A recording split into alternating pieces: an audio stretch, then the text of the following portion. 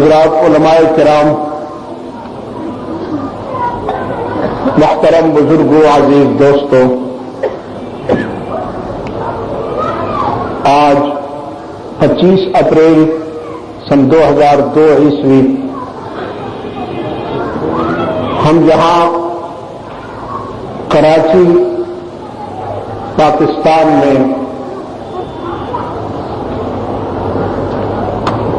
دعوت و تبلیغ کی نسبت سے جمع ہیں۔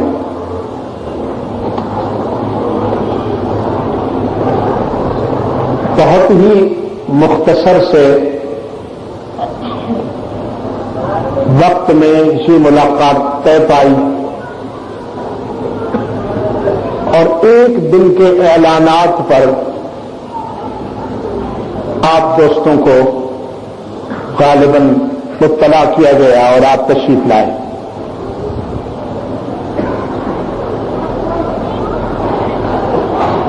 جو احباب اس ملاقات کا ذریعہ بنے، اللہ انہیں اجر عظیم عطا فرمائے اور ان کی اس کاوش کو دنیا و آخرت کی سعادتوں کا باعث بنائے۔ آپ دوست دور دراز سے تشریف لائے، اللہ آپ کے اس جذبے کو بھی شرف قبولیت بخشے۔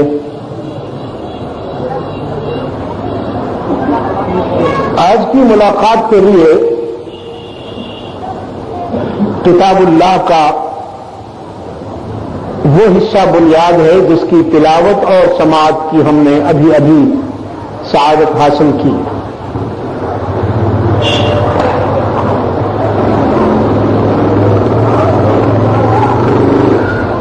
پوری دنیا میں اس وقت ایک ایسی صورتحال نظر آتی ہے جس سے شاید ہی دنیا کا کوئی حصہ مستثنی ہو۔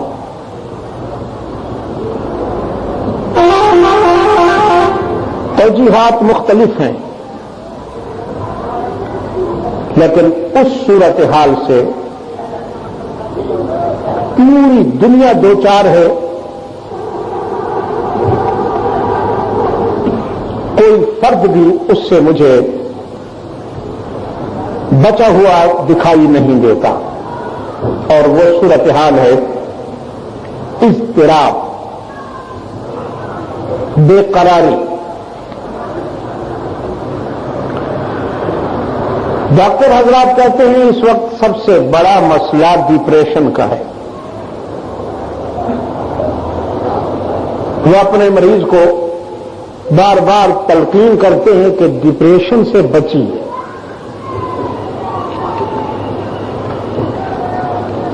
یعنی دریا میں ہوتے کھاتے ہوئے کسی شخص کو کہا جائے کہ دامن تر نہ ہونے پائے، بھائی خیال رکھنا۔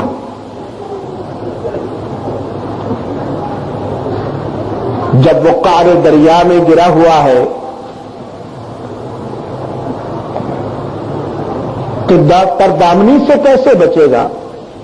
بہرحال ان کا منصب ہے، مقام یہی ہے، وہ بیچارے ڈپریشن سے بچنے کے لیے کہتے ہیں۔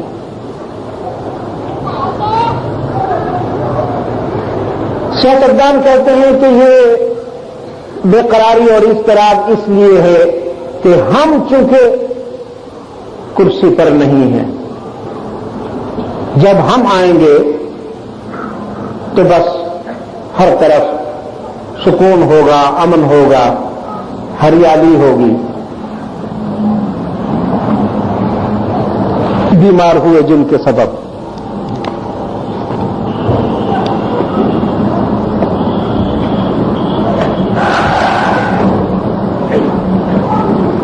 اگر آپ ناراض نہ ہوں تو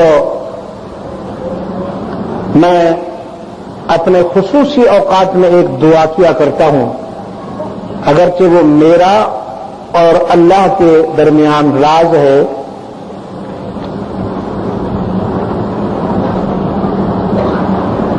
چلیں میں آپ کو نہیں بتاتا، چھوڑ دیتے ہیں اس کو۔ اضطراب ہے پوری دنیا میں.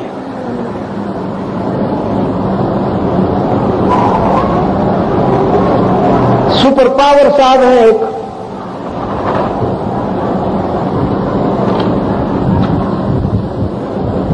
جن کا نظام یہ ہے کہ انا ربکم الاعلی، لیکن مجھے وہ بھی مطمئن نظر نہیں آتا.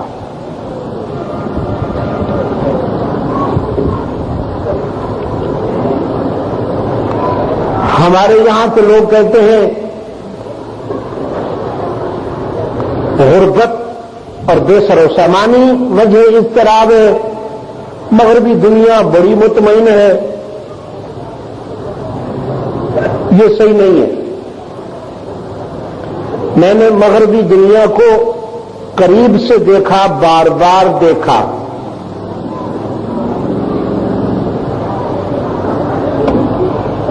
میرا خیال میں ہم مسجد میں بیٹھے ہیں، یہ سبھی مسجد میں شامل ہیں. مجھے آپ یقین کیجئے کہ میں ان کے مقابلے میں آپ کو خوش نصیب سمجھتا ہوں. آپ ان کے مقابلے میں پرسکون ہیں. اگر مغربی دنیا سے ڈرگز اور الکوہل نکال لیا جائے تو ایک ہفتہ بھی نہیں زندہ رہ سکتے.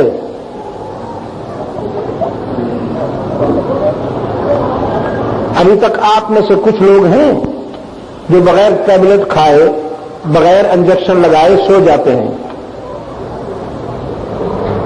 کراچی کے مچھروں کی جلغار میں بھی مچھر یہاں کے بڑے اللہ والے ہیں، بھی رات بھر محنت کرتے ہیں، بھائی اللہ اللہ کرو، ذکر اللہ کرو. یہ جانوروں کی طرح سوئے رہتے ہو. اس کے باوجود آپ میں سے کچھ لوگ سوئے رہتے ہیں. وہ اس طرح نہیں سو سکتے. رات کے 1-1 بجے 2-2 بجے تک میخانوں میں رہتے ہیں، زہر اتارتے ہیں اپنے اندر، شکر اتارتے ہیں، اور پھر جا کے بیڈ پر گرتے. سکون نام کی کوئی شے ان میں مجھے نظر نہیں آتی.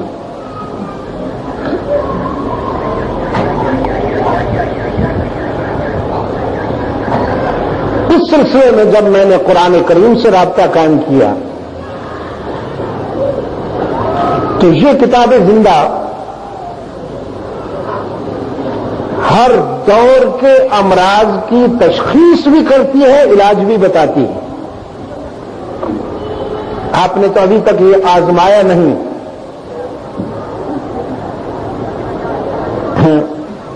جو دوست مجھے لا رہے تھے بنوری ٹاؤن سے، راستے میں انہوں نے کہا کہ حضرت یہ مسلمان اتنے غافل کیوں ہو گئے؟ میں نے ان سے کہا کہ مجھے آپ کے پہلے جملے سے اختلاف ہے. مسلمان ہوں تو غافل کیوں ہو جائیں؟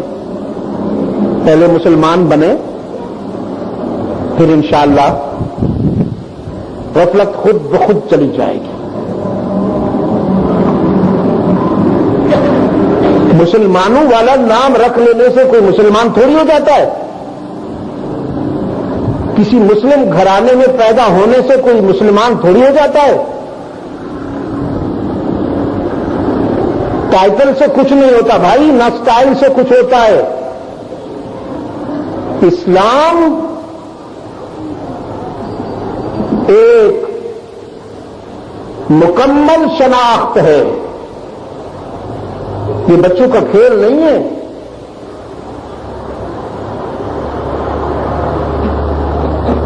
کہ کوئی بدھ، کوئی ہندو، کوئی نصرانی مسلمانوں کو دھوکہ دینے کے لیے ماتھے پر بورڈ لگا لے کہ انا من الصالحین.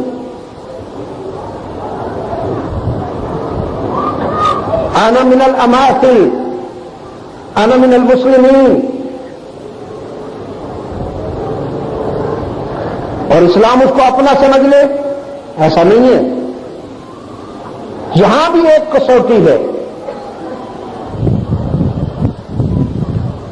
مجھ پر جب برطانوی حکومت نے پابندی لگائی، ہانگ کانگ سے میں واپس آیا ہیتھرو ایئرپورٹ پر، تو ان کا ایک بورڈ تھا جو انٹرویو لے رہا تھا مجھ سے.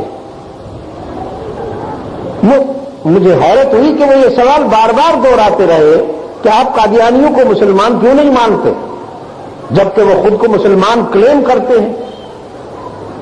ان کے نام مسلمانوں جیسے ہیں، وہ کلمہ آپ کا پڑھتے ہیں، قرآن پڑھتے ہیں، آپ اس کے باوجود ان کو مسلمان کیوں نہیں مانتے؟ میں نے کہا نام رکھ لینے سے، ٹائٹل اپنا لینے سے کوئی بھی مسلمان نہیں ہوتا. یہ ایک معیار ہے، اس کے لیے ایک کسوٹی ہے. جب تک کہ اس معیار پر، اس کسوٹی پر کوئی پورا نہیں اترتا، اس وقت تک وہ امت مسلمہ میں سے نہیں ہوتا. اب وہ معیار اور کسوٹی کیا ہے؟ میں اگر اس کو آپ کو سمجھاؤں گا تو وقت لگے گا. انہوں نے کہا کہ جب کوئی کہتا ہے کہ میں عیسائی ہوں، ہم تو اس کو مان لیتے. میں نے کہا نہیں، یہ بھی تم تکلف سے کام لے رہے ہو. تم بھی ہر کہنے والے کو عیسائی نہیں مانتے ہو، یہ ہمیں معلوم ہے. تمہارے ہاں بھی ایک معیار ہے. تو جب میں نے قرآن کریم سے پوچھا کہ یہ اضطراب کیوں ہے، بے قراری کیوں ہے، تو قرآن کریم کا جواب وہ تھا جو ابھی ابھی میں نے آپ کے سامنے پڑھا ہے، جو آج ہماری گفتگو کی بنیاد ہے.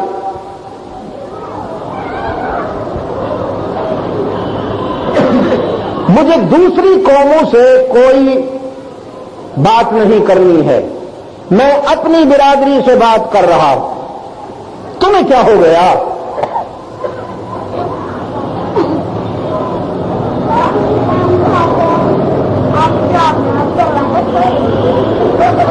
فرمایا من اعرض عن ذکری،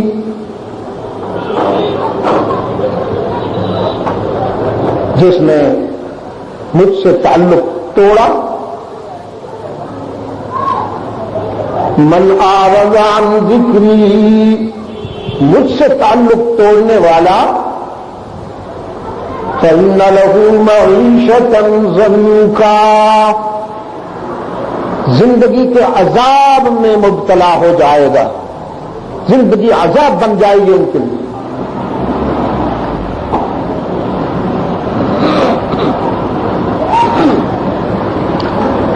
تین محل میں، نفیس خوابگاہ میں، جسے آپ بیڈ روم کہتے ہیں، بہت ہی نرم و نازک بستر پر اسے سکون نہیں ملے گا. زندگی عذاب بن جائے گی. بھائی، مچھلی کو پانی سے نکال کر آپ باہر زعفران کے ڈھیر پہ رکھ دیں، کستوری کے ٹب میں رکھ دیں، جی نہیں سکے گی. اسے کستوری نہیں چاہیے، زعفران نہیں چاہیے، اسے پانی چاہیے، چاہے ناپاک ہی کیوں نہ ہو. اسے زندہ رہنے کے لیے، مچھلی کو زندہ رہنے کے لیے پانی چاہیے.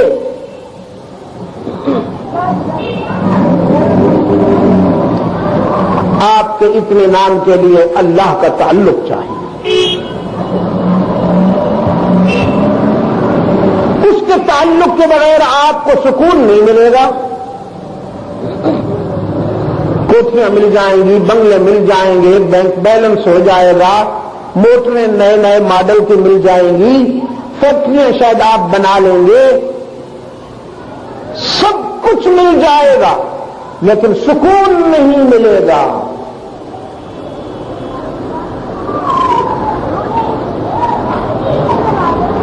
سکون کا مرکز کیا ہے بھائی؟ معدہ یا دماغ؟ سکون کا مرکز کیا ہے؟ جزاک اللہ خیر. نہ معدہ نہ دماغ، دل. معدہ تو غلاظت ہے اور دماغ، ہاں دماغ کیا ہے جی؟ فتنہ.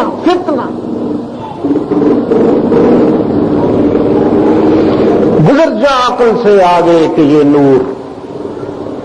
اقبال کہتا ہے گزر جا عقل سے آگے کہ یہ نور چراغ راہ ہے، منزل نہیں ہے. عقل و دانش روشنی فراہم کرتی ہے لیکن منزل مقصود نہیں. قرآن کے انداز بیان پہ قربان جاؤں. مطالعہ کائنات کے حوالے سے قرآن کریم نے ایک جگہ جو الفاظ بیان کیے ہیں، دوسری جگہ دوسرے الفاظ بیان کیے ہیں. علماء کرام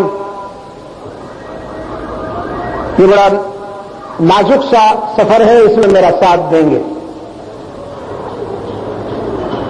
ایک جگہ قرآن کریم نے دعوت فکر دیتے ہوئے فرمایا ہے ان فی ذالک لآیات لقوم یعقلون.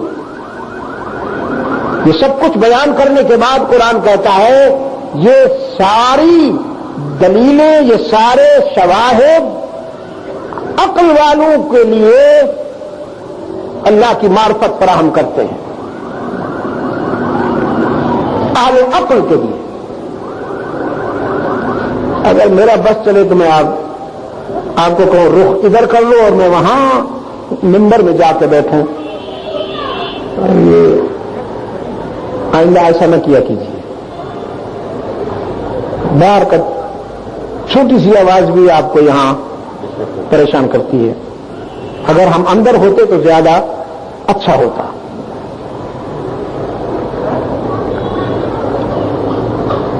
اچھا، جہاں اہل عقل کو قرآن نے دعوت دی ہے پہلے وہ سن لیجئے.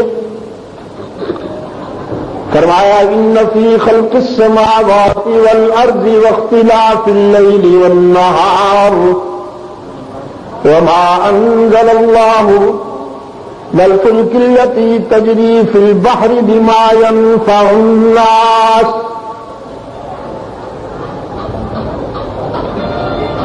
وما انزل اللہ من السماء من ماء.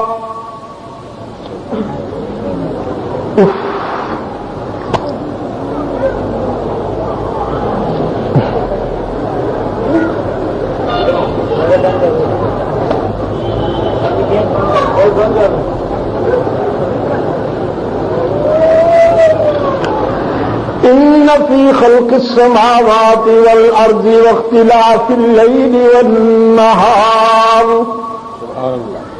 والفلک التی تجری فی البحر بما ينفع الناس وما انزل اللہ من السماء من ماء فأحيا به الأرض بعد موتها وبث فيها من كل دابة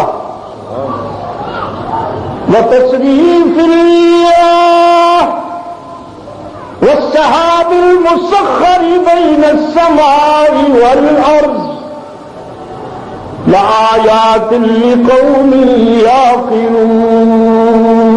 يعقلون. لآیات لقوم یعقلون. زمین و آسمان کی تخلیق میں، گردش لیل و نہار میں، پانیوں پر تیرتی ہوئی کشتیوں میں، جہازوں میں، برستی ہوئی بارشوں میں، قرائے ارض پر چلنے والے، رینگنے والے، تیرنے والے، دوڑنے یا اڑنے والے جانداروں میں، हवाओं में, कभी सरसर कभी सबा बनकर उड़ने वाली हवाओं में,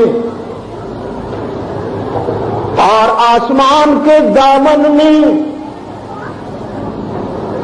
चलने वाले मुनज़्ज़म बादलों के काफलों में अहले अक्ल व दानिश के लिए उसकी मार्फत के दलाइल हैं।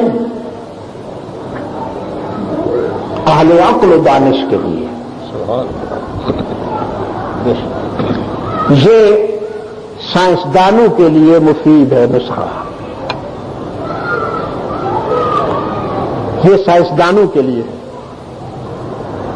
गौर करो, आसमान की बुलंदी से वो समझ में आएगा, जमीन की वुसात से वो समझ में आएगा। पानी पर तैरती हुई फौलादी कश्ती और जहाज देखोगे तो वो समझ में आएगा। बरसती हुई बारिशों पर नजर डालोगे तो वो समझ में आएगा।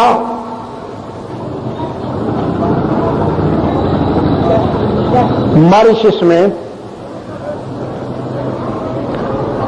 दोस्त ले गए, समंदर का एक खास हिस्से पर उन्होंने बोट बनाई हुई है, उसके नीचे वो शीशा लगा रखा है जो छोटी चीजों को बड़ा करके दिखाता है और दूर तक नजर जाती है। उस कश्ती पर बैठकर जब हम उस समंदर के खास हिस्से में गए तो अल्लाह अकबर, समंदर के नीचे एक पूरी कायनात आबाद नजर आई और उसमें मुख्तलिफ अक़साम की, मुख्तलिफ अलवान की मछलियां नजर आई, रंगतें मुख्तलिफ, जसामत कदोकामत मुख्तलिफ, और एक काफले हैं चल रहे। फिर पानी के अंदर पौधे और हशरात, अजीब मंजर देखा हमने और बार बार ये ख्याल आता रहा कि इस सब कुछ को देखने के बाद भी अगर किसी को उसकी रुबूबियत समझ में नहीं आती तो वो आंखों का भी अंधा है, दिल का भी अंधा है। ये सब कुछ देखने के बाद भी। साउथ अफ्रीका में हम जोहान्सबर्ग से डरबन जा रहे थे तो दरमियान में एक जगह, खास जगह आई, दोस्त वहां ले गए। तकरीबन 3000 फुट पहाड़ की बुलंदी पर वो हमें ले गए। तो अल्लाह की शान के हम बुलंदी पे खड़े हैं और नीचे जब नजर डाली तो उन्होंने बताया कि ये गहराई तकरीबन 3000 फुट है और पहाड़ को इस तरह काट दिया गया है जैसे कोई लंबे से खंजर से उसे काटता है, दीवार सी है बस। अब हम उसके किनारे पे खड़े हैं तो सदियों से जो बारिश होती रही और उसमें रास्ते बनाता रहा पानी, तो वो अजीब किस्म के जाविये बन गए हैं, गारे से बन गई हैं। उन्होंने उनको गॉड विंडोज का नाम दिया है। बोर्ड लगा रखा है कि ये खुदाई खिड़कियां हैं। उनको हम देखते रहे। जब जाने लगे तो किताब लेकर वहां पर जो उनकी इंतजामिया थी वो किताब लेकर हमारे सामने आए कि अपने तासुरात लिखिए। हमने कहा भाई वक्त जाए होगा, क्या लिखिए, बस ठीक है। तो मैंने जब उसकी वर्क गर्दानी की तो कुछ उर्दू में लिखी हुई तहरीरें भी मुझे नजर आईं। तो मैंने देखा एक तहरीर के नीचे लिखा हुआ था दस्तखत कारी मोहम्मद तैयब गौफर लहू। अजीब। फिर एक तहरीर के नीचे दस्तखत थे मोहम्मद जकरिया, और फिर एक तहरीर के नीचे मोहम्मद यूसुफ अल बन्नूरी अल हुसैनी। अजीब। تو حضرت بنوری کی تحریر کو میں نے غور سے دیکھا. یہ الفاظ جو میں نے ابھی استعمال کیے ہیں یہ حضرت بنوری رحمۃ اللہ علیہ کے تھے، لیکن میں یہاں استعمال کر رہا ہوں. حضرت نے وہاں یہ لکھا تھا، حضرت نے وہاں یہ لکھا تھا کہ یہاں آ کر اور ان مناظر کو دیکھ کر بھی اگر کسی کو اللہ سمجھ میں نہیں آیا تو وہ آنکھوں کا بھی اندھا ہے، دل کا بھی اندھا ہے.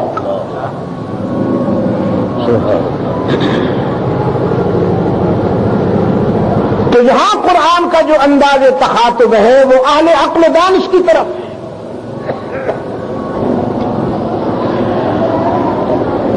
فرمایا تخلیق کائنات اور گردش لیل و نہار اور پانی جیسی لطیف چیز پر کشتیوں اور جہازوں جیسی ثقیل چیز کا تیرنا، بارش کا برسنا، مختلف جانداروں کو تم جب دیکھو گے، ہواؤں کو محسوس کرو گے، سورج کی تابانی، چاند کی درخشانی، ستاروں کی چمک، سبزے کی لہک، انادل کی چہک اور پھولوں کی مہک، ہواؤں کی روانی، بادلوں کے منظم قافلے، یہ سب تمہیں متوجہ کریں گے اپنے خالق کی طرف کہ کوئی ہے جو نظام فطرت چلا رہا، کوئی ہے. ان فی ذلک لآیات لقوم یعقلون. یہ سارے مناظر اہل عقل کے لیے، اہل دانش کے لیے معرفت کا سامان مہیا کرتے ہیں. اور قرآن کی کوشش یہ ہے کہ کوئی بد نصیب اللہ کی معرفت سے محروم نہ رہے. قرآن کی کوشش یہ ہے کہ کوئی بھی شخص اللہ کی معرفت سے محروم نہ رہے. انداز بدل بدل کر، الفاظ بدل بدل کر قرآن کریم بلاتا ہے آؤ اور حقیقت کو سمجھو، حقیقت کا ادراک بھی کرو، اقرار بھی کرو. تو یہ انداز جو ہے جس میں ذرا تفصیل ہے، ذرا وضاحت ہے، یہ عقل و دانش والوں کے لیے ہے. ان فی ذلک لآیات لقوم یعقلون. اور میں ابھی آپ سے کہہ رہا تھا کہ قرآن کے اس انداز سے عصر حاضر کی انسانیت نے، عصر حاضر کی آدمیت نے خوب استفادہ کیا. پہلے بھی کسی ملاقات میں آپ سے عرض کر چکا ہوں کہ ان کا جو بڑا سائنس کا مرکز ہے امریکہ میں، ناسا، وہاں پر جب میں گیا تو مجھے یہ دیکھ کر بڑی خوشگوار حیرت ہوئی، خوشگوار حیرت ہوئی کہ انہوں نے قرآن کریم کی یہ آیت جلی حروف سے لکھ رکھی ہے کہ وَسَخَّرَ لَكُم مَّا فِي السَّمَاوَاتِ وَمَا فِي الْأَرْضِ جَمِيعًا مِّنْهُ. زمین و آسمان میں جو کچھ بھی ہے وہ سب ہم نے تمہارے لیے بنایا ہے. زمین و آسمان میں جو کچھ ہے، کچھ وہ ہے کہ جسے تم جانتے ہو، وَيَخْلُقُ مَا لَا تَعْلَمُونَ، کچھ وہ ہے کہ جسے ابھی تم نہیں جانتے ہو، لیکن جو کچھ بھی ہے وہ سب تمہارے لیے ہے اور تم ہمارے لیے ہو. ساری کائنات تمہارے لیے ہے، تم ہمارے لیے ہو. تو انہوں نے کہا جتنے مذاہب ہیں اس وقت دنیا میں، سائنسدانوں نے کہا ہم نے ان تمام مذاہب کا مطالعہ کیا، سائنس کے حوالے سے کسی مذہب نے ہماری اتنی حوصلہ افزائی نہیں کی جتنی قرآن نے کی. قرآن نے ہمیں اتنا انکریج کیا، قرآن نے اس قدر حوصلہ افزائی کی کہ ہم بغیر کسی دقت کے اور پریشانی کے سائنس کے سفر پہ چل پڑے اور قرآن ہمارے ساتھ ساتھ اگر ہم سمندر کی تہ میں جاتے ہیں تو قرآن ہمیں نہیں روکتا، اور اگر ہم چاند پر کمندے ڈالتے ہیں تو قرآن ہمیں نہیں روکتا۔ قرآن ہماری حوصلہ افزائی کرتا ہے، انکریجمنٹ کرتا ہے کہ یہ سب کچھ تمہارے لیے ہے، تو پھر اس سب کچھ کو بنانے والے کو بھی تو سمجھو نا۔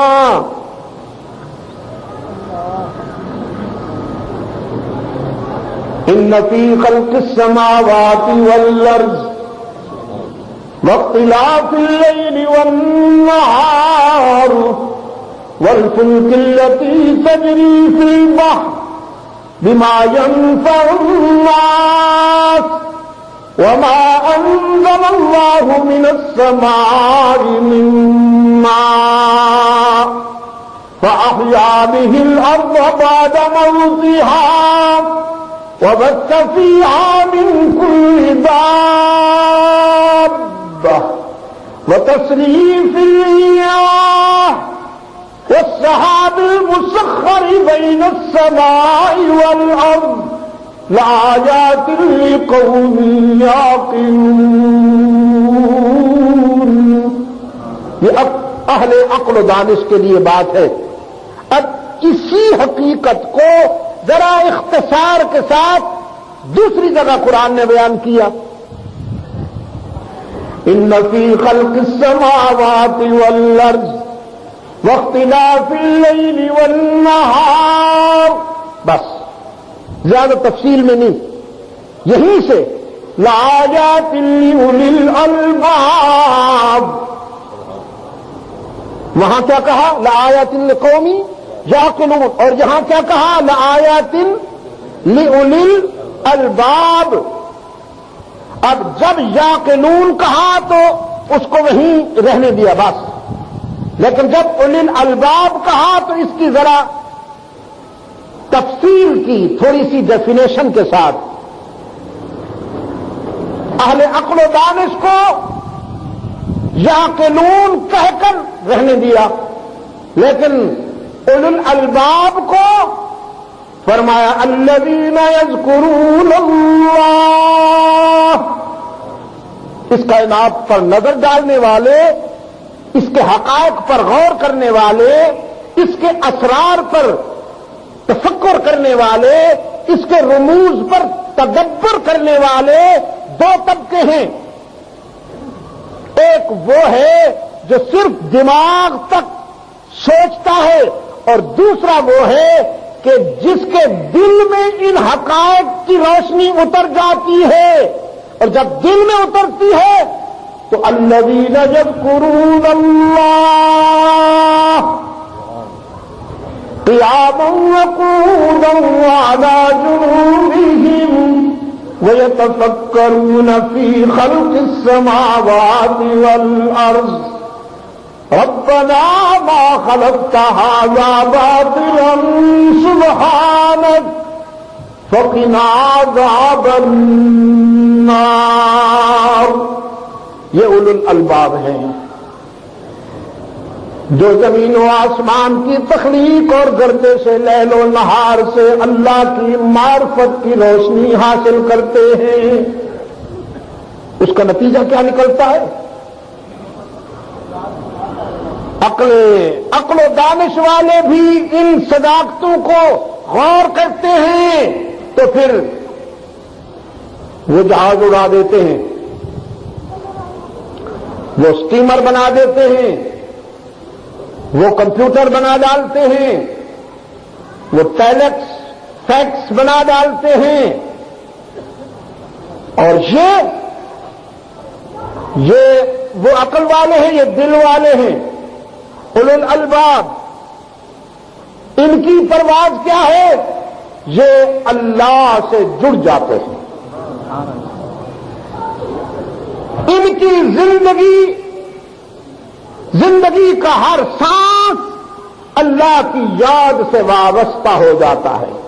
قیاما وقعودا وعلی جنوبہم، چلتے پھرتے اٹھتے بیٹھتے کروٹیں بدلتے اللہ کو نہیں بھولتے، اور جب اللہ کو نہیں بھولتے تو پریشان بھی نہیں ہوتے۔ اللہ کو یاد کرنے والے کبھی پریشان نہیں ہوتے، اللہ کو یاد کرنے والے کبھی ناراض کیوں بیٹھے ہو؟ اللہ کے دوست کبھی پریشان نہیں ہوتے، وہ توپوں کے دہانوں پر بھی سچی بات کہتے ہیں،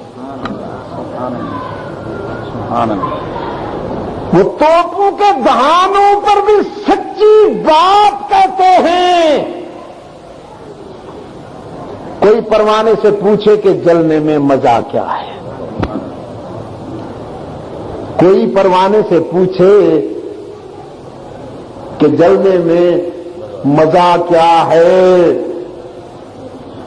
کہیں سے کوئی چھوٹا سا پتھر آ گیا، کہیں سے کسی نے کوئی چھوٹا سا پٹاخہ بجا دیا تو اگلے دن خبر لگ جاتی ہے امریکیوں پر مارٹر گولوں سے حملہ ہوا ہے۔ ہوتا کیا ہے؟ کچھ بھی نہیں ہوتا، مارٹر گولے پھینک دیے گئے امریکیوں پر، لیکن ہوا کچھ نہیں۔ ہوا تیز چلے، سنگریزے اڑ کر اگر ذرا یہاں لگ جائیں تو بیٹھ کر غور سے دیکھتے ہیں کوئی بم کے ریزے تو نہیں۔ ایک وہ ہے جو ہنستے مسکراتے میزائلوں کا سامنا کرتے آگ اور بارود سے کھیلتے پس منظر میں چلے گئے ہیں پیش منظر میں آنے کے لیے۔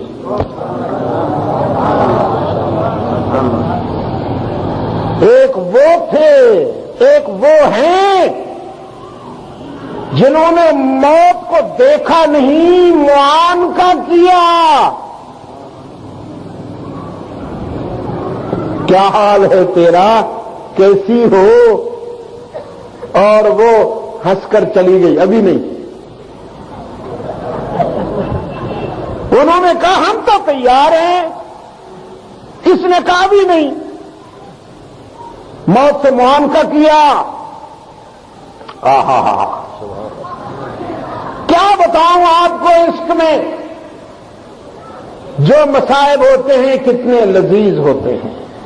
فرعون حضرت موسیٰ علیہ السلام کو چیلنج کرتا ہے، میری خدائی کو تو نہیں مانتا، ایک اندیکھے خدا کو لیے پھرتا ہے، وہ بھی کوئی معبود ہے جو نظر نہیں آتا، معبود تو میں ہوں جو 5 من کا جانور بیٹھا ہوا ہوں، دیکھو تو صحیح۔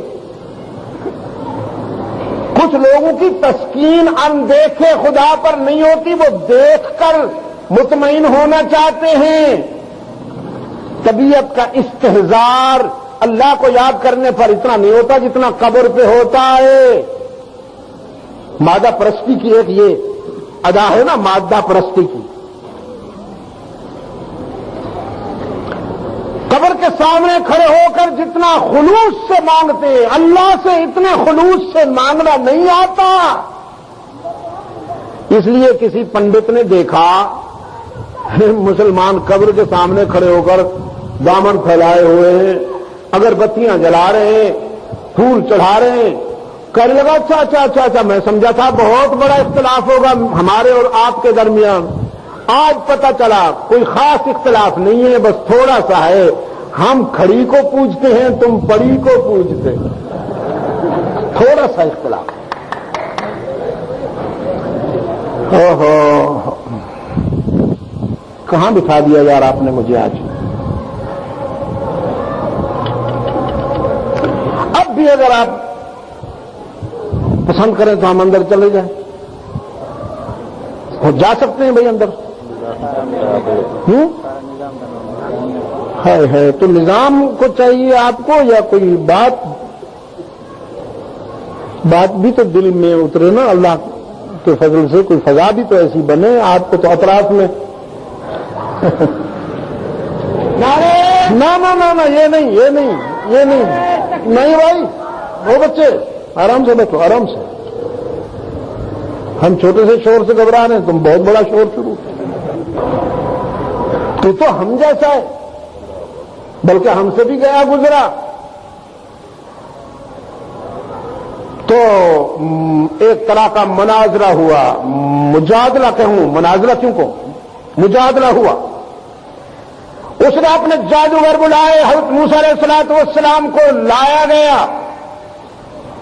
جادوگر اپنا بہت بڑا جادو لائے. کلیم اللہ کے پاس ایک عصا تھا، وہی جس کے متعلق اللہ نے پوچھا تھا طور پر، ما تلک، نقش بندی صاحب، ما تلک بیمینک یا موسیٰ، یہ کیا ہے آپ کے ہاتھ میں؟ قال ہی عصائی، یہ میرا عصا ہے، اتوکأ علیہا، اس پر ٹیک لگاتا ہوں. جزاک اللہ خیر. بعض حضرات کہتے ہیں کہ سہارا لیتا ہوں، غلط. پیغمبر اللہ کے سوا کسی کا سہارا نہیں لیا کرتے، ان کا ایک ہی سہارا ہوتا ہے بس. اتوکأ علیہا، یہ اتوکأ علیہا. وأحش بها على غنمی، بکریوں کے لیے پتے بھی جھاڑتا ہوں. ولی فیہا مآرب اخرى، اور بھی بہت سے کام لیتا ہوں. کوئی آوارہ کتے ادھر ادھر سے بھونکنے لگے تو ان کی طبیعت بھی صاف کرتا ہوں. بابا سعدی عجیب آدمی ہے. ایک بستی سے گزر رہے تھے، کتے پیچھے پڑ گئے. تو انسان کی فطرت ہے، جب ایسی سچویشن بنتی ہے تو انسان دیکھتا ہے کوئی پتھر، کوئی لکڑی. تو ایک پتھر نظر آیا، انہوں نے وہ پتھر اٹھانا چاہا تو وہ تو کنارا تھا، وہ تو نیچے بہت بڑا پتھر تھا، اس کا کنارا صرف نکلا ہوا تھا. اور اس کو جو اٹھایا تو وہ کہاں نکلتا، وہ تو برجستہ فرمایا چه عجب مردمانن. انہوں نے تو بڑی سخت کلامی کی ہے، میں ترمیم کرتا ہوں. چه عجب مردمانن کہ سگارا کشادن، سگارا کشادن و سنگہارا بستن. یہ عجیب لوگ ہیں، کتوں کو چھوڑ دیا ہے، پتھروں کو باندھ دیا ہے. جو باندھنے کی چیز تھی اسے چھوڑ دیا ہے، اور جو کھلی رکھنے کی چیز تھی اسے باندھ رکھا ہے. چه عجب مردمانن. تو ولی فیہا معارب اخرى، اور بھی بہت سارے کام لیتا ہوں اس سے. رب العالمین نے فرمایا القیہا یا موسیٰ، ذرا پھینکو اسے.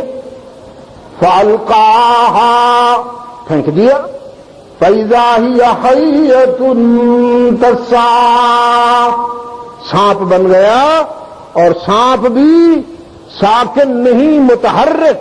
کم وقت سانپ ہونا کیا کم تھا، اٹھ کر شائیں شائیں کرنے لگا. تو حضرت موسیٰ علیہ السلام ذرا پیچھے ہو گئے.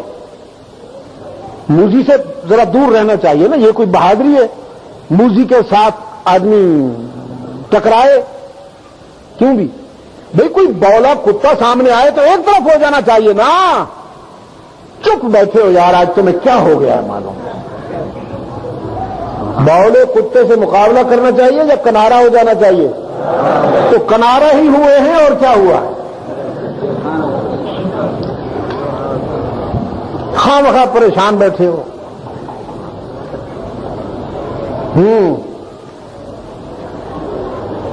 کتا جو بولا تھا کم وقت، وائٹ کتا، اسے کنارا کر لیا بس. تو موذی جب سامنے کھڑا ہو گیا تو کلیم ذرا پیچھے ہٹے. رب العالمین نے فرمایا اقبل اقبل، ٹھہرو ٹھہرو ٹھہرو. خذھا، واپس آؤ اور اسے پکڑو. یا اللہ، سانپ کو پکڑوں؟ اور رب العالمین نے فرمایا ولا تخف، پکڑیے اور خوف نہ کھائیے. سنعیدھا سیرتھا الاولی، جب آپ پکڑیں گے تو یہ سانپ نہیں ہوگا، آپ کے ہاتھ میں آپ کی لکڑی ہی ہوگی. یہ آپ کے لیے تھوڑی ہے، یہ تو اس وقت جوہر دکھائے گا جب اس کا وقت آئے گا. وہ وقت آئے فرعون نے بڑے پالتو جادوگر پوری سلطنت سے منگوائے، بڑا بڑا جبہ پہنا ہوا کمبختوں نے لمبے لمبے وہ جبے پہنے ہوئے، اور یوں ہوتے آئے فرعون کے دربار میں. فرعونیوں نے بڑا استقبال کیا. فاتح آ گئے، دا وینر آ گئے. انہوں نے حضرت موسیٰ علیہ الصلوۃ والسلام سے کہا لائیے جو لا سکتے ہو. حضرت موسیٰ علیہ السلام نے فرمایا لاؤں گا پہلے تم. انہوں نے حضرت موسیٰ علیہ الصلوۃ والسلام سے کہا لائیے جو لا سکتے ہو. حضرت موسیٰ علیہ السلام نے فرمایا لاؤں گا پہلے تم. انہوں نے اپنے جادو کے وہ کرتب جو ہی میدان میں چھوڑے، کلیم اللہ نے وہی عصا پھینک دیا، اور اس کا جوہر دکھانا تھا کہ سارے کرتب ہڑپ کر گیا ان کے، کچھ بھی باقی نہ چھوڑا، میدان صاف. اور حضرت موسیٰ علیہ السلام کا عصا دیکھ رہا ادھر ادھر ہے کوئی اور بھی، ایک سب کو صاف کر گیا. ایک تو فرعون کے پالتو جادوگر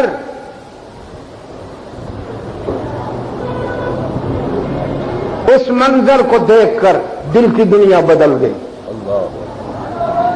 عقل و دانش کا دور ختم ہوا، دل کے فیصلے شروع ہوئے. اور جب دل نے فیصلہ دیا تو کہتے ہیں آمنا برب موسیٰ و ہارون، ہم موسیٰ و ہارون کے رب پر ایمان لائے. قال آمنتم له قبل ان آذن لكم، فرعون کہتا ہے میری اجازت کے بغیر. وہ کہنے لگے یہ فیصلے اجازت لے کے ہوا کرتے ہیں، اجازت کا دور چلا گیا. ساری زندگی ہم تجھ سے اجازت لے کر اٹھتے رہے، تجھ سے اجازت لے کر بیٹھتے رہے، تجھ سے اجازت لے کر کھاتے پیتے رہے، تیری اجازت سے ہی ساری مہربانیاں کرتے رہے. اب تیرے حکم کا دور ختم، ہمیں اللہ کی معرفت نصیب ہوئی. اور جب دل فیصلے پر آ جائے تو دنیا کی طرف نہیں دیکھتا، پھر صرف اللہ کی طرف دیکھتا ہے. فرعون غضبناک ہو کر کہتا ہے لَأُقَطِّعَنَّ أَيْدِيَكُمْ، میں تمہارے ہاتھ کاٹوں گا، وَأَرْجُلَكُمْ مِنْ خِلَافٍ، پاؤں کاٹوں گا اوپر کی طرف، ٹکڑے ٹکڑے کروں گا. ثم لَأُصَلِّبَنَّكُمْ فِي جُذُوعِ النَّخْلِ، پھر کھجور کے تنے کو بیچ میں کاٹ کر تمہارا سر اسی میں پھنساؤں گا اور تم تڑپ تڑپ کر جان دو گے. کتنی بڑی دھمکی. اور وہ مستی کے انداز میں سکون کے ساتھ کہتے ہیں فَاقْضِ مَا أَنْتَ قَاضٍ، فَاقْضِ مَا أَنْتَ قَاضٍ، تجھ سے امید کرم ہوگی جسے ہوگی، ہمیں تو دیکھنا یہ ہے کہ تو ظالم کہاں تک ہے. دھمکیاں کیوں دیتا ہے؟ جو کر سکتا ہے کرنا. انما تقضی هذه الحیات الدنیا، تو جو کچھ بھی کرے گا اس دنیا کی زندگی میں کرے گا. اور ہم تو اللہ پر ایمان لائے لیغفر لنا خطایانا، ہم اس پر ایمان لائے ہیں. ہم تیری دھمکیوں سے متاثر نہیں ہوں گے، ہم نے تو قضائیں ادا کرنی ہیں. ہم نے منزل عشق پر پہنچنے کے لیے قضائیں ادا کرنی ہیں. تو جتنے مظالم اور جتنے شدائد کرے گا ہم ان مظالم سے گزر کر اللہ کو راضی کریں گے. اگر وہ راضی ہو جائے تو تیرے مظالم اور شدائد مہنگا سودا نہیں، سب کچھ برداشت کریں گے اس کو راضی کرنے کے لیے۔ فرعون کو پتہ چلا کہ وہ جو کنیز ایک حضرت آسیہ کی خادمہ تھی، وہ بھی موسیٰ پر ایمان لائی ہے۔ غضبناک ہو گیا کمبخت۔ فرعونوں کو کمزوروں پہ غصہ بڑا جلدی آتا ہے۔ فرعونوں کو کمزوروں پہ غصہ بہت جلدی آتا ہے۔ خاتون کو بلوایا، کہنے لگا میں نے سنا ہے تو میری خدائی کی منکر ہو گئی اور موسیٰ کے خدا کو ماننا شروع ہو گئی، یہ سچ ہے؟ اس نے کہا الحمدللہ یہ سچ ہے، الحمدللہ یہ سچ ہے۔ اس کی 2 بچیاں بھی تھیں، ایک 7 سال کی، ایک 5 سال کی۔ کہنے لگا اچھا، ایک بہت بڑا ٹب، سٹیل کا بہت بڑا ٹب، آگ پہ اس ٹب کو تیل سے بھرا، اور جب تیل کھولنے لگا تو بچیوں کو بالوں سے پکڑ کر اس میں ڈالنے کا ارادہ کیا، پھر بالوں سے پکڑنے کے بجائے پاؤں سے پکڑ کر جب ڈالنا چاہا، ماں تو ماں ہوتی ہے، بہرحال یہ رشتہ بڑا نازک ہے۔ مامتا کی دنیا میں ہلچل مچی۔ رحمت عالم صلی اللہ علیہ وسلم نے فرمایا اللہ نے کرم کیا، اور اس کے کرم کا انداز یہ ہوا کہ ماں کی نگاہوں کے سامنے بھی اور بچیوں کے نگاہوں کے سامنے بھی اللہ نے دنیا کو ہٹا کر آخرت رکھ دی۔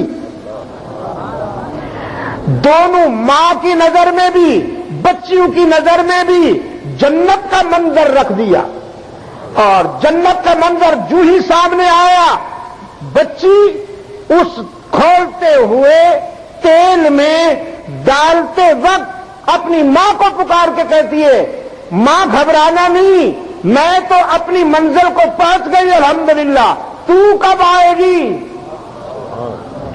دوسری بچی بھی اسی کیفیت میں چلی گئی اس دنیا سے، اور ماں بھی چلی گئی اس دنیا سے۔ عجب چیز ہے لذت آشنائی، اقبال کہتا ہے عجب چیز ہے لذت آشنائی۔ تو میرے واجب الاحترام بزرگوں اور عزیز دوستوں، اللہ کی یاد سے وابستہ ہو جانے والے جب اس سے تعلق قائم ہو جائے تو پھر وہ خزاؤں میں پھول کھلایا کرتے ہیں، خزاؤں میں پھول کھلایا کرتے ہیں۔ اور یہ بھی میں بتا دوں آپ کو کہ ایسے افراد کی تعداد ہمیشہ انگلیوں پہ گنی جا سکتی ہے۔ ان تطع اکثر من فی الارض یضلوک عن سبیل اللہ۔ مغربی جمہوریت اور اسلام میں فرق ہے۔ مغربی جمہوریت میں گنے جاتے ہیں، اسلام میں تولے جاتے ہیں۔ مغربی جمہوریت جو ہے وہ اکثریت کو دیکھتی ہے، اسلام اہلیت کو دیکھتا ہے۔ اسلام میں اکثریت معیار نہیں ہے، اہلیت معیار ہے۔ آپ کا کیا خیال ہے؟ اکثریت کو معیار مانو گے تو یہ تماشا جاری رہے گا۔ جس تماشے کو دیکھتے ہوئے 55 سال ہو گئے ہیں، اکثریت نہیں، اہلیت۔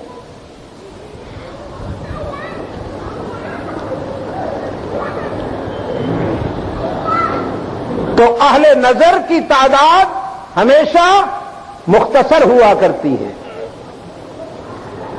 ان کی پہچان کیا ہے؟ ان کی شناخت کیا ہے؟ ان کی شناخت یہی ہے جو قرآن کریم نے بتائی کہ وہ اپنی زندگی کی ہر سانس اس کی یاد سے وابستہ کر دیتے ہیں۔ تعلق باللہ ان کی زندگی کا اہم ہدف ہوا کرتا ہے، اور مطالعہ کائنات کے حوالے سے یہی وہ طبقہ ہے جو دل والا کہلاتا ہے۔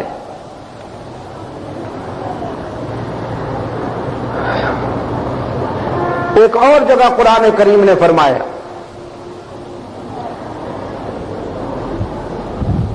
ان فی ذلک لذکری لمن کان لہ قلب۔ اس کے پیچھے کیا ہے جی؟ میں ویسے بھی رمضانی، لوگ رمضانی حافظ ہوتے ہیں، میں تو شعبانی۔ کم اہلکنا قبلہم من قرن ہم اشد منہم بطشا۔ شاباش بیٹا، ہاں؟ فنقبوا فی البلاد هل من محیص۔ ہائے کم اہلکنا قبلہم من قرن، سورہ قاف۔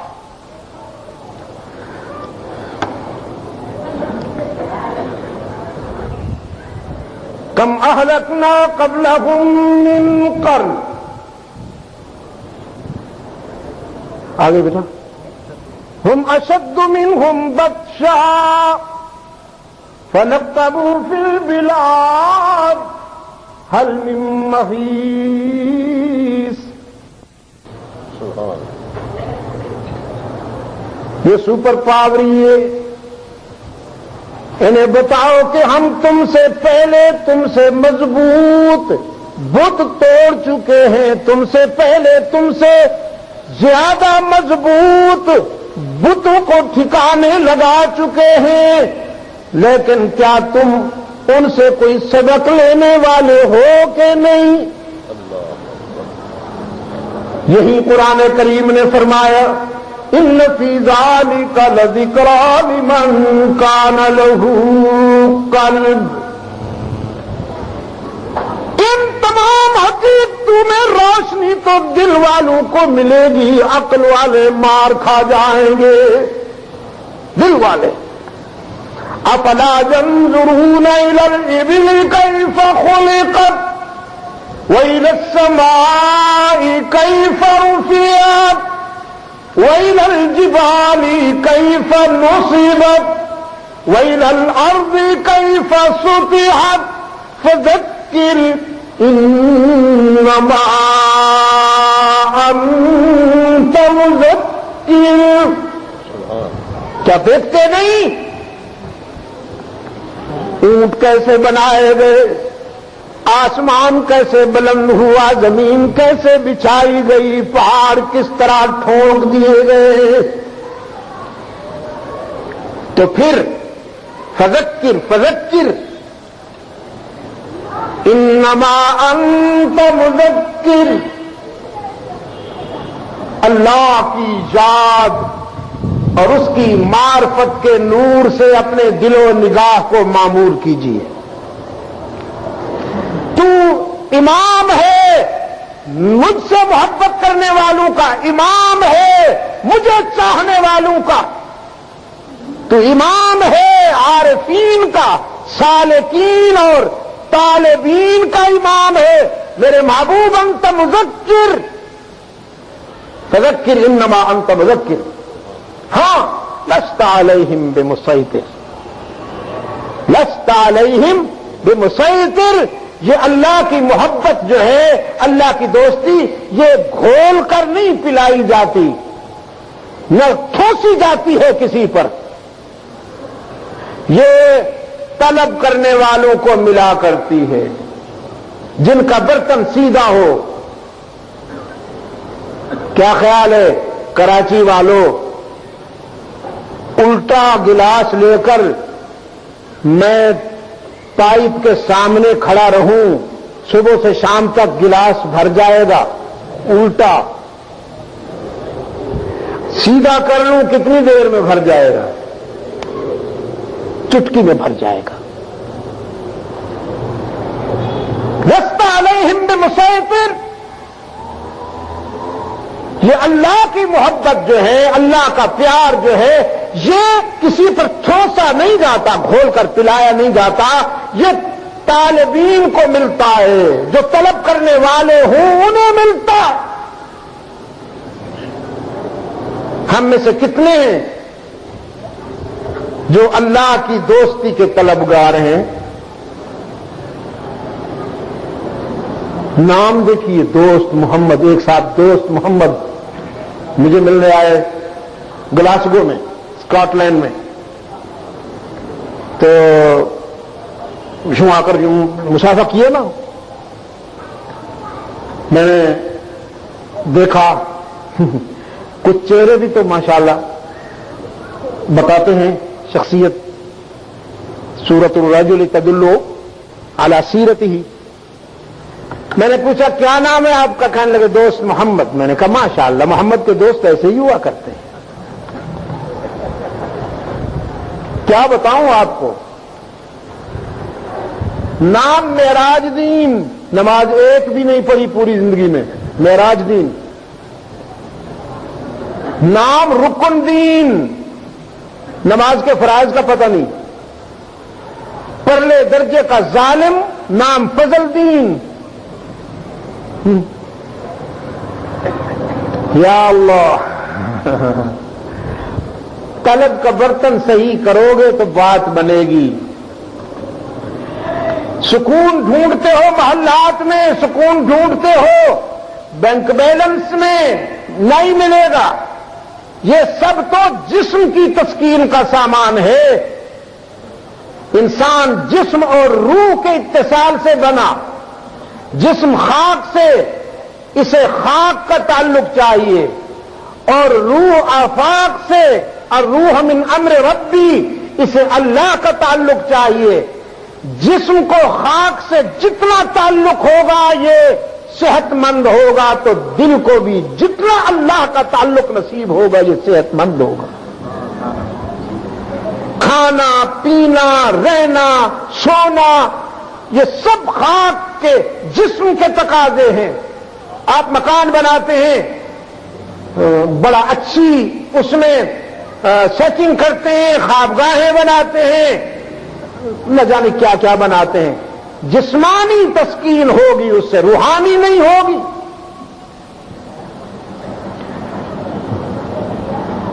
مچھلی کو کستوری نہیں چاہیے، زعفران نہیں چاہیے، جواہرات نہیں چاہیے، پانی چاہیے۔ دل کو بھی محلات نہیں چاہیے، جراثیم کے ڈھیر نہیں چاہیے، اس کی یاد چاہیے۔ لا تلہکم اموالکم ولا اولادکم عن ذکر اللہ یا ایھا الذین آمنوا۔ ہاں، اپنوں کو سمجھایا، یا ایھا الذین آمنوا، ایمان والو، لا تلہکم اموالکم ولا اولادکم عن ذکر اللہ۔ کہیں مال کی محبت، اولاد کی محبت تمہیں اللہ کی یاد سے غافل نہ کر دے، اللہ کی دوستی اور اللہ کے پیار سے دور نہ لے جائے۔ ومن یفعل ذلک، جس نے اللہ کی دوستی کو پسنداز کر کے مال و دولت سے پیار کیا، اولاد سے پیار کیا، فاولئک ھم الخاسرون، نقصان میں رہے گا، سکون نہیں پائے گا۔ کم ترکوا من جنات وعیون، کم ترکوا من جنات وعیون وزروع ونخل، کتنے اس دنیا سے چلے گئے جنہوں نے جاگیریں بنائیں، باغات لگائے، محلات بنوائے، اور آج تم سے کیا کہوں، لحد کا بھی پتہ نہیں۔ آج تم سے کیا کہوں، لحد کا بھی پتہ نہیں۔ وہ جن کا ہمیشہ معطر بدن تھا، مشین چلن تھا، جب قبر کوہن ان کی کھودی تو دیکھا نہ عضو بدن تھا نہ تارے کفن تھا۔ کل پاؤں ایک کاسہ سر پر جو آ گیا، یکسر وہ استخوان شکستہ سے چور تھا، کہنے لگا کہ دیکھ کے چل راہ بے خبر، میں بھی کبھی کسی کا سرے پر غرور تھا۔ نفس نے دھوکہ دے رکھا ہے، تم ہمیشہ جیو گے، تمہاری زندگی کا چراغ نہیں بجھے گا، اور قرآن بار بار کہتا ہے، تمہارے دل و دماغ پہ دستک دے دے کر کہتا ہے، اذا جاء لا یؤخر تفرون منه ان الموت الذي تفرون منه فانه ملاقيكم، تم بھاگتے پھرتے ہو موت سے، وہ تم سے ملنے والی ہے، وہ وقت پر آئے گی، تمہیں آغوش میں لے کر اس دنیا سے لے جائے گی، ثم تردون الى عالم الغیب والشہادہ، پھر اس کی عدالت میں پہنچائے گی جو تمہاری تنہائیوں کو بھی جانتا ہے، تمہارے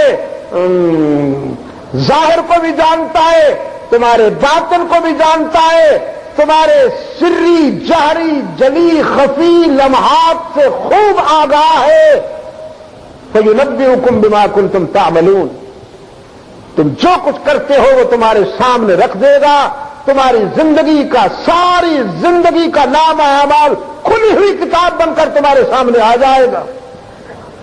علماء کرام، فَيُنَبِّئُكُم پر میری روح جھوم اٹھتی، فَيَحْكُمُ نہیں، يُنَبِّئُكُم، جب اللہ کی عدالت میں ہم پہنچیں گے تو وہ بتائے گا تم نے یہ کیا، تم نے یہ کیا، تم نے یہ کیا، تمہارے دن یوں گزرے، راتیں یوں گزری، تمہاری تنہائیاں اس طرح تھیں، جلوت اس طرح تھی، خلوت اس طرح تھی، سب کچھ بتا دینے کے بعد فیصلہ ہمارے اعمال کے مطابق نہیں، اپنے کرم کے مطابق فرمائے۔ فَيُنَبِّئُكُم، بتا دیں گے تمہیں، بتایا تو جائے گا تمہیں، لیکن فیصلے اپنے کرم سے فرمائیں گے، اپنی رحمت سے فرمائیں گے۔ اس لیے رحمت عالم صلی اللہ علیہ وسلم نے فرمایا، اللہ سے انصاف نہ مانگا کرو، اللہ سے فضل مانگا کرو۔ یہ نہ کہا کرو یا اللہ انصاف کرنا، اگر انصاف مانگو گے تو مار کھا جاؤ گے۔ صحابہ نے عرض کیا، اللہ کے رسول آپ کیا مانگتے ہیں اللہ سے؟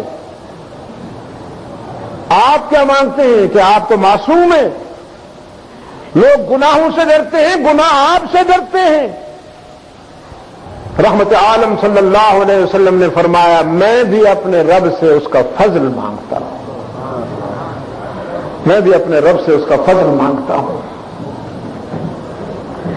تو میرے واجب الاحترام دوستو،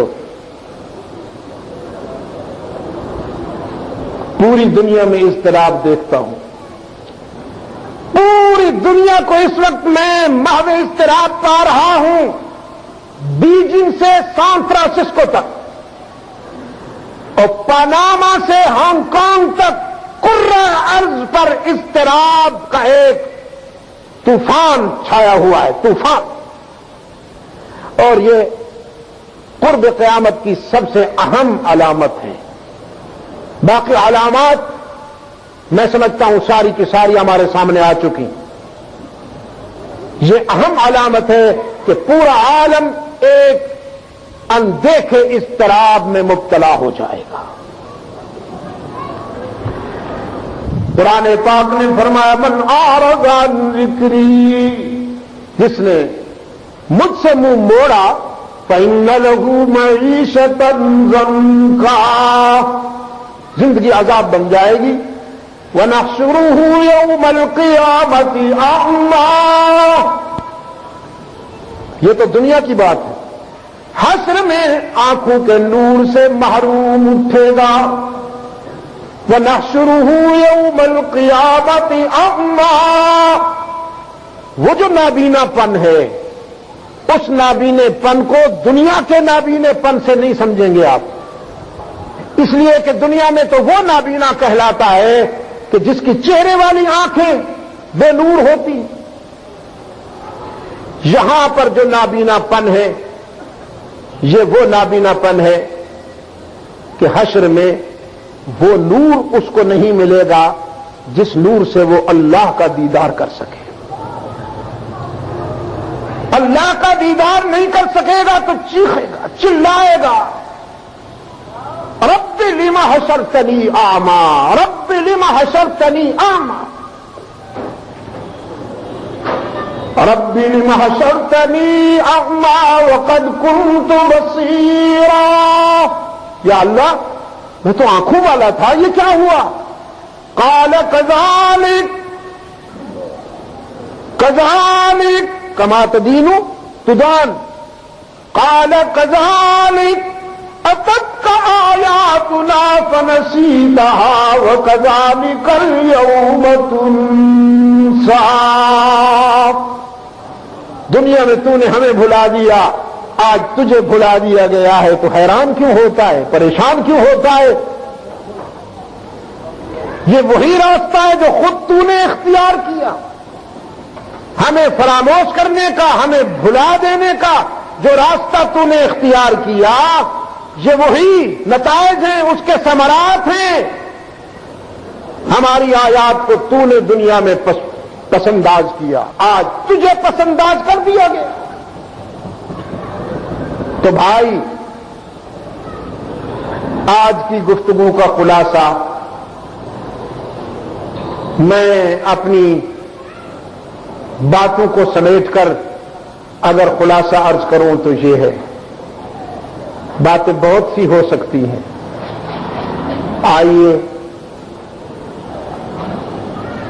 جو زندگی کا عرصہ باقی رہ گیا ہے اسے اللہ کی دوستی کے لیے وقف کر دیجیے،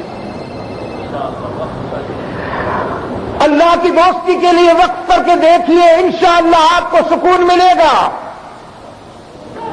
زندگی اس طرح گزاری ہے جس طرح اللہ چاہتے ہیں۔ میں ابھی جب آ رہا تھا تو اتفاق یہ تھا کہ اس طرف سے بھی میرے ایک وزیر صاحب تشریف رکھتے تھے اور اس طرف سے بھی وزیر صاحب، دو وزیر اکٹھے آئے میرے ساتھ۔ ان میں سے ایک میرے جاننے والے ہیں،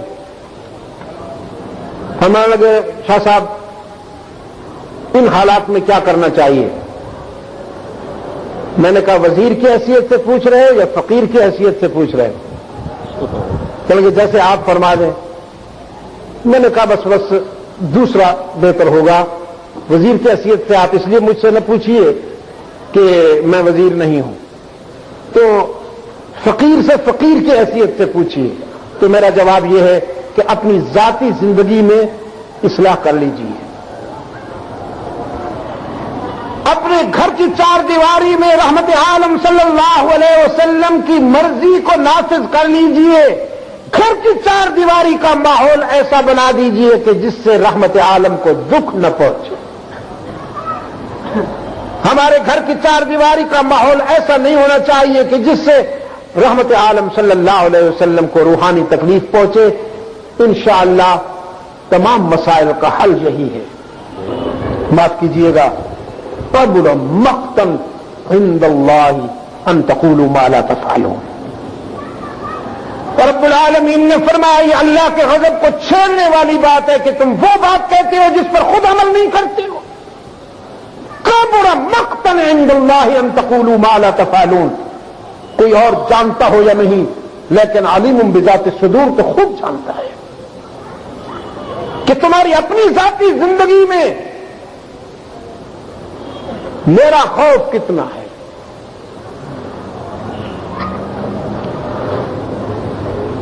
اگر ہم اپنی ذاتی زندگی کی اصلاح کر لیں،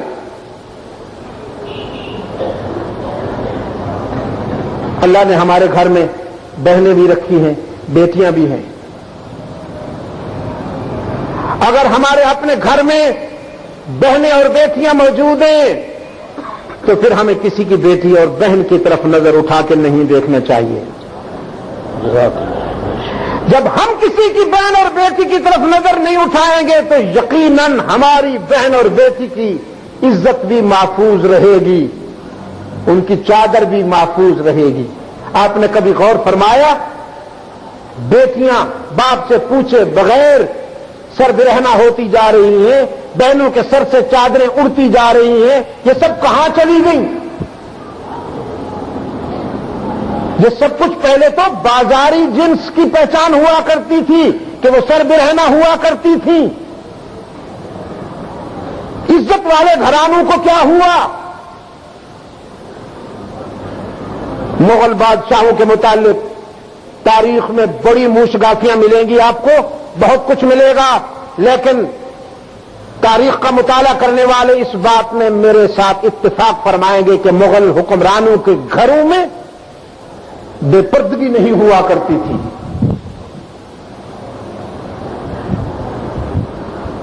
دلی میں ہم لال قلعہ دیکھنے گئے، وہاں دو دوست جو اس سلسلے میں ہماری رہنمائی کر رہے تھے وہ ہمیں دکھاتے رہے، یہ شاہ جہاں کا ذاتی کمرہ ہے، یہ شاہ جہاں کی فوج کا ٹھکانہ ہے، یہ شاہ جہاں کے یہاں گھوڑے ہوا کرتے تھے، یہاں شاہ جہاں کے ہاتھی ہوا کرتے تھے، وہ سب دکھاتا چلا گیا۔ پھر کہنے لگے شاہ صاحب آئیے آپ کو ایک اور طرح بھی دکھاؤں، تو وہ پکڑ کے ہمیں ایک مسجد کی طرف لے گیا۔ ہم اس مسجد میں گئے تو ہم نے دیکھا کہ ایک میڈیا کی ٹیم مووی بنا رہی تھی، بعد میں پتا چلا کہ وہ آسٹریلیا سے آئے ہوئے تھے۔ ہم نے ان سے کہا بھی تھوڑی دیر کے لیے خاموش ہو جاؤ، ذرا تھوڑی دیر کے لیے ٹھہر جاؤ، ہم کچھ دیر یہاں رہیں گے، اس کے بعد پھر تم اپنی کارروائی جاری رکھنا۔ شاید آپ میں سے کچھ دوست ایسے ہوں جنہوں نے وہ مسجد دیکھی ہو، اب بھی یعنی تقریباً 100 سال سے زیادہ عرصہ ہونے کو آیا ہے، اب بھی اس کا ماربل، اس کا سنگ مرمر اتنا فریش اور خوبصورت ہے کہ محسوس ہوتا ہے جیسے ابھی مستری بنا کر چلے گئے، ابھی وہ باہر نکلے ہیں۔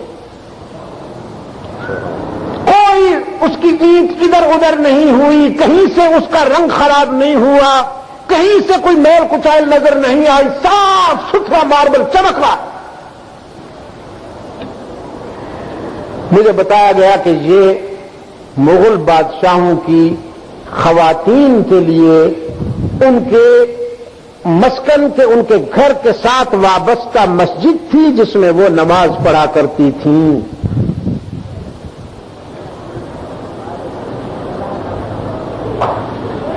میرے دل میں تقاضا ہوا، میرے ساتھ اس وقت کوئی 150 کے قریب رفقا تھے، ہم سیمینار میں گئے ہوئے تھے۔ میں نے دوستوں کو کہا تم بیٹھ جاؤ اور میں یہاں ذرا تلاوت کرتا ہوں۔ ممبر پہ بیٹھ کر میں نے 45 منٹ، وہ بعد میں پتا چلا جب گھڑی دیکھی، ایک خاص کیفیت میں تلاوت کرتا رہا اور آنکھیں برستی رہیں۔ ہم تو اس لیے رو رہے تھے کہ قرآن کریم ہمارا ایک، اس کا ہمارے دل کے ساتھ، ہمارے احساسات کے ساتھ تعلق ہے، اور پھر یہ کہ ہم ماضی اور حال کو، کہ کیا ماضی تھا اور کیا حال ہے۔ جب تلاوت ختم ہوئی اور ہم نے اٹھنا چاہا تو میں نے دیکھا کہ آسٹریلیا کی وہ جو میڈیا ٹیم تھی، ان میں سے بھی کچھ لوگوں نے جیب سے ٹشو نکال کر اپنے آنسو پوچھے۔ یہ سسپنس ہے، یہ آج تک معمہ ہے کہ وہ کیوں روئے، انہیں کس بات نے رلایا۔ قرآن پر ان کا ایمان نہیں، ہمارا ماضی کیا تھا اور حال کیا ہے اس سے انہیں کیا تعلق نہیں، تو انہیں کس بات نے رلایا، سوائے اس کے اور کچھ سمجھ میں نہیں آتا کہ قرآن کلام فطرت ہے، قرآن کلام فطرت ہے، اور اتفاق یہ ہے کہ جو میں نے تلاوت کی تھی وہ سورہ مریم تھی، اور وہ عیسائی تھے، ان میں سے شاید کچھ عربی جاننے والے بھی تھے۔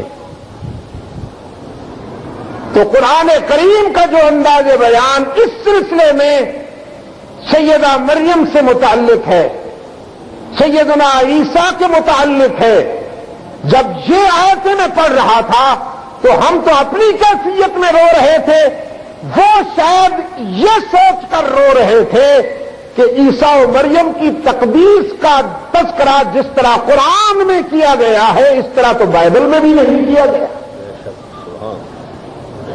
اور اس میں کوئی شک نہیں کہ سیدہ مریم اور سیدنا عیسیٰ علیہ السلام کے متعلق قرآن کریم کا انداز وکیل صفائی کا سا انداز ہے۔ ابھی 4 روز پہلے ایک اہم اجلاس میں ایک پریسٹ نے مجھ سے پوچھا کہ مسلمانوں میں اور عیسائیوں میں قرب نہیں ہو سکتا؟ تو میں نے اس کو کہا ہم سے پوچھنے کے بجائے یہ سوال خود سے کیجیے، ہوگا قرب۔ قرآن نے تو اہل کتاب کے لیے خاصی گنجائش رکھی ہے، لیکن تم اہل عتاب سے اپنا دامن چھڑاؤ گے تو بات بنے گی۔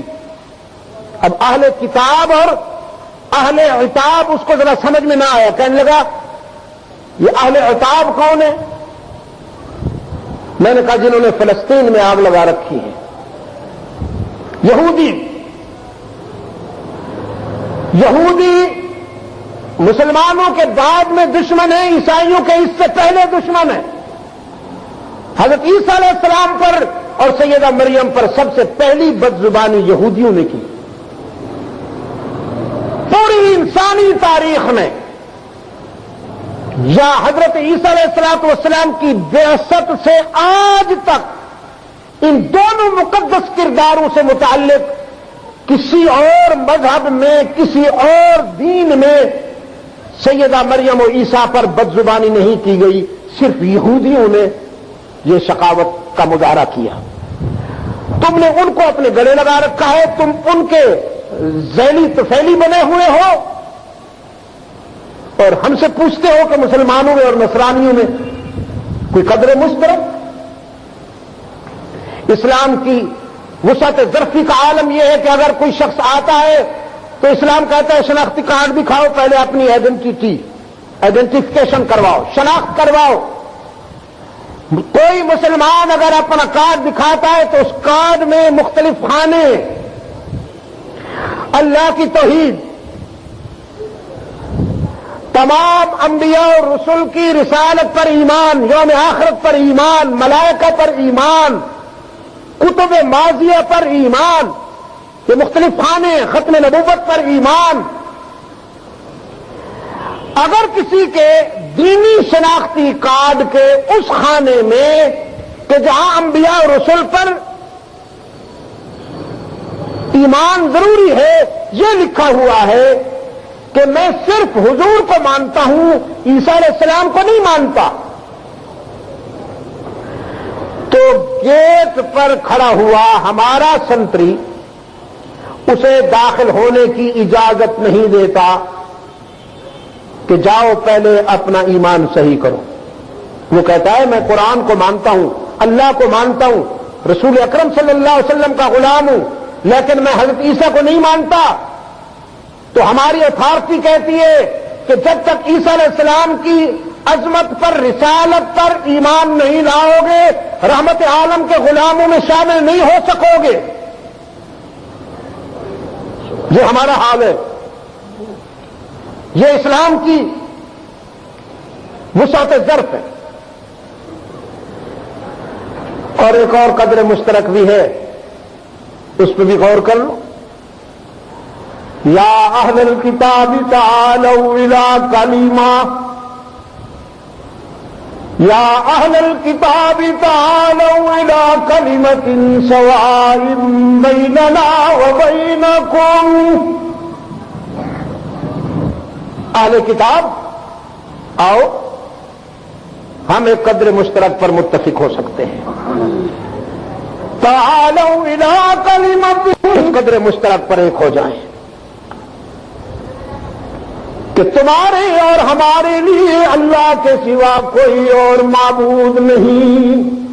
آؤ ہم سب اس پر اتفاق کر لیں کہ ہماری جبین کی عاجزی کے لیے مسجود کون؟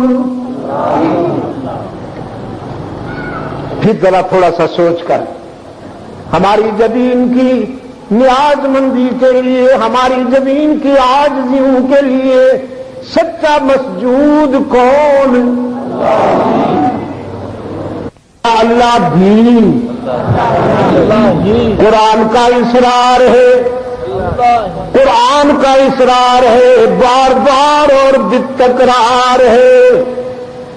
لا يعلم من في السماوات والأرض الغيب إلا الله قل لا يعلم من في السماوات والأرض الغيب إلا الله۔ میرے محبوب اعلان کر دیجئے، زمینوں آسمانوں کا غیب کون جانتا ہے؟ اللہ ہی، الا اللہ، کوئی نہیں جانتا مگر اللہ ہی۔ وَيَعْلَمُ مَا فِي السَّمَاءِ وَيَعْلَمُ مَا فِي الْبَرِّ وَالْبَحْرِ، یہ اور جگہ ہے۔ وَعِندَهُ مَفَاتِحُ الْغَيْبِ لَا يَعْلَمُهَا إِلَّا هُوَ، اسی کے پاس ہے غیب کی چابیاں، نہیں جانتا کوئی مگر اللہ ہی۔ وَيَعْلَمُ مَا فِي الْبَرِّ وَالْبَحْرِ، اور وہی جانتا ہے جو کچھ کے خشکی میں ہے، تر میں، بر میں ہے، بہر میں۔ وَمَا تَسْقُطُ مِن وَرَقَةٍ إِلَّا يَعْلَمُهَا، یہ اس کی علم کی وسعت کا ایک چھوٹا سا اگزامپل ہے کہ ونٹر میں اور خزاں میں، پت جھڑ میں جب درختوں سے پتے جھڑتے ہیں تو پوری کائنات کے درختوں سے گرنے والے پتوں میں سے کوئی ایک پتا بھی ایسا نہیں جو اس کے علم سے باہر ہو۔ وَلَا حَبَّةٍ فِي ظُلُمَاتِ الْأَرْضِ، کوئی دانہ نہیں دھرتی کے سینے سے اگنے والا جسے وہ نہ جانتا ہو۔ وَلَا حَبَّةٍ فِي ظُلُمَاتِ الْأَرْضِ وَلَا رَطْبٍ وَلَا يَابِسٍ إِلَّا فِي كِتَابٍ مُبِينٍ، جو کچھ خشکی میں ہے، تر میں، بر میں ہے، بحر میں، صحرا میں ہے، دریا میں، جنگل میں ہے، آبادی میں، زمین و آسمان میں، جو کچھ بھی ہے اس سب کچھ کو جاننے والا کون؟ رحمت عالم صلی اللہ علیہ وسلم، کائنات کا سب سے بڑا عالم، امام العلماء، سید العلماء، سید الانبیاء تو ہے ہی، اس میں تو کوئی شک نہیں، امام المرسلین تو ہے ہی، اس میں کوئی شک نہیں، امام العلماء، سید العلماء، لیکن علام الغیوب کون؟ علام الغیوب کون؟ ہی تو ذرا، یہ ہے سکون کی باتیں، یہ ہے اطمینان قلب کی باتیں، یہ دل کی روشنی کے لیے ضروری ہے۔ ان سویروں کو اپنے دل میں اتاریں گے تو انشاءاللہ ڈپریشن ختم ہوگا، اضطراب ختم ہوگا، زندگی سکون کی شاہراہ پہ آ جائے گی۔ اس وقت اس کی بہت زیادہ ضرورت ہے۔ اللہ تعالیٰ اس جگہ کو اپنی رحمت کے سائے میں آباد رکھے، آپ تمام دوستوں کو بھی دنیا و آخرت کی عزت نصیب فرمائے، سکون نصیب فرمائے۔ بہت شکر گزار ہوں منتظمین کا بھی اور سامعین کا بھی، پھر اہل محلہ کا بھی شکر گزار ہوں، انہیں میرے حال پہ رحم آ گیا اور انہوں نے بھی کچھ سکون فرما لیا. مولانا کا بھی حضرت مولانا حلیم الرحمان صاحب نے بڑے حلم سے ہماری مریضوں کا تقاضا کہ ہماری دعا. میں خود مریض ہوں, میرے لیے بھی تو دعا. اب یہ ہمارے لیے عجیب بات ہو گئی ہے کہ سب مجھ سے کہتے ہیں ہمارے لیے دعا کرو. میں کس سے کہوں؟ بھائی مجھے آپ سے زیادہ دعاؤں کی ضرورت ہے. میں آپ کو کیا بتاؤں, ایسی چوٹیں کھائے بیٹھا ہوں, اس کے باوجود زندہ ہوں, حیران ہوں. یہ میں سمجھتا ہوں کہ قرآن و سنت کی نسبت کا اعجاز ہے کہ میں نے اتنے بڑے صدمات برداشت کر لیے. بہرحال میں یقیناً آپ کے لیے دعا گو ہوں. اللہ تعالی آپ سب کو دنیا اور آخرت کی کامیابیوں سے ہمکنار فرمائے, انہیں ہر شر سے محفوظ و مامون فرما. وصلی اللہ تعالی علی خیر خلقہ محمد وآلہ واصحابہ وبارک وسلم علیہ. مورخہ 25 اپریل سن 2002 بمقام نصرت بھٹو کالونی کراچی. علامہ سید عبد المجید ندیم شاہ صاحب بیان فرما رہے تھے. موضوع تھا کائنات پر غور و فکر. تیار کردہ پاک ریکارڈنگ پہلی منزل کریم سینٹر صدر کراچی. Phone number 567812